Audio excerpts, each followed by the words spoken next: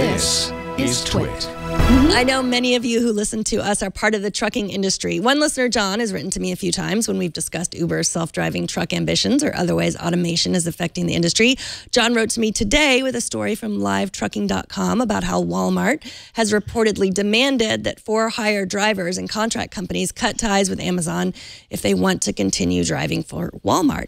Now, Lisa, you've covered the changes to the trucking industry in your newsletter, So What, Who Cares? What do you make of this? It's not surprising. Walmart is known for locking down almost every step of its supply chain. For example, they've also advised that people who work with them don't use Amazon Web Services. So, you know, they're pretty detail-oriented and careful about this.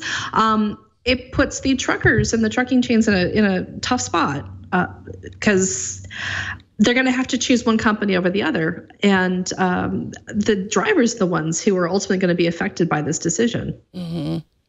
Yeah, I mean, John, you sent me a few articles that you'd been looking at, and John was, you know, I sent them to him too, and he was saying, you know, this is totally true. Like a lot of it. And what's interesting to me is that, you know, we think about Uber drivers, like we've covered news stories about Uber drivers who have to lease their car and they don't end up getting, you know, enough money. And we're really, I think that we've come in contact with them because so many people use these ride hailing services, and you can talk to your Uber driver. We don't think, I mean, we, you know, obviously every day our whole lives, especially you and I who get so much stuff from Amazon, are affected by truckers getting things here and there, but we don't really think about them. We're not, you know, we're not hailing trucks. We're not, you know, talking to the drivers. But I mean, this is really brought into the forefront that really a lot of truckers have to maintain their trucks as well. Yes, it's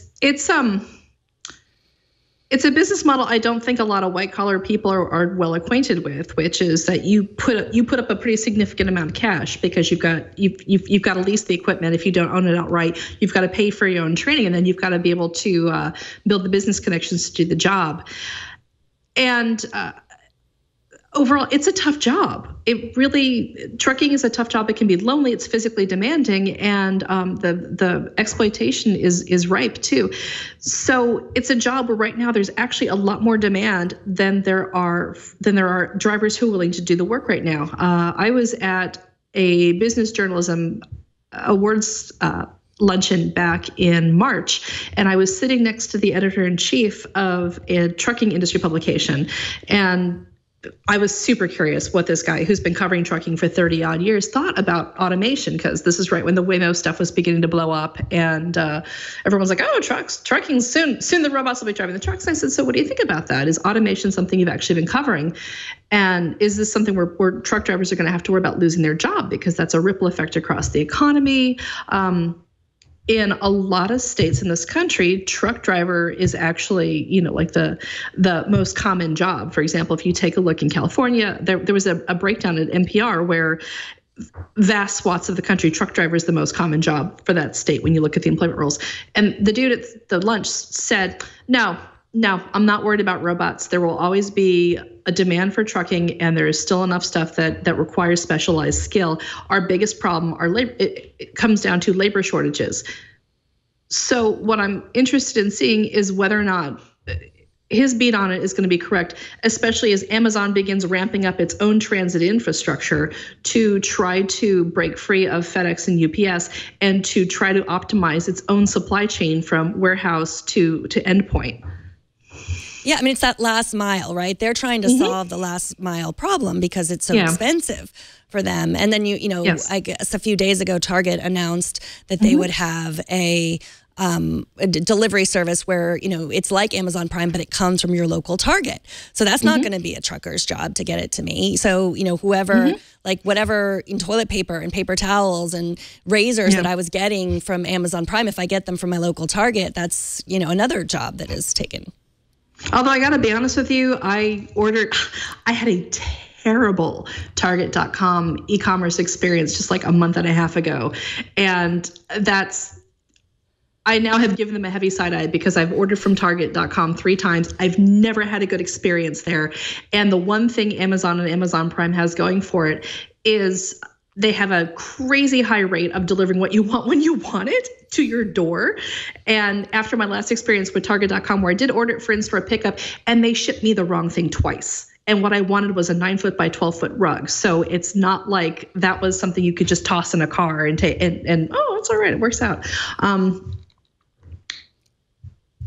I think that Amazon will probably over the next few years double down the look, we drop this stuff off at home. But I think what they're also going to do is try to get more aggressive about the gig economy, where it's like, hey, person, how would you like to get a tiny discount on your next Amazon order if you drop off this package where you're out and about? Sort of a TaskRabbit-y/Uber-y thing where it gets other people to do the work for them instead of them having to build out a last mile infrastructure. Mm-hmm. And so when we talk about self-driving, there's like all the levels of self-driving, and we're pretty far still from full automation. So I mean, do you have any idea of how long it will be that, there'll just be increased safety features? Drivers can take a nap in the back of the truck, whatever, but they'll still be needed.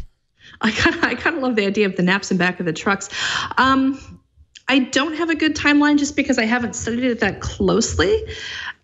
If I'm given to understand, I mean, truckers already have a lot of technology augmenting their jobs now when it comes to safety maps, things like that. And they've got all sorts of tech that's quietly monitoring what they do. So, I'm using a lot of words to say, no, I don't know what the timeline is. I'd be surprised, though, if it was anything longer than 7 to 10 years at the most.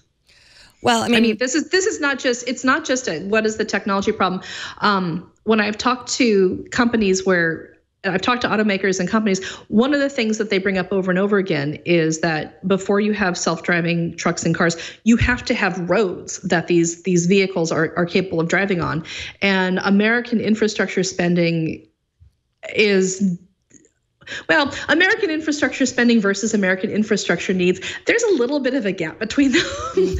And the quality of America's roads has to change and has to improve before you can reliably unleash like the tractor trailer that's convoying behind a human-driven truck, and one of the trucks is robot operated.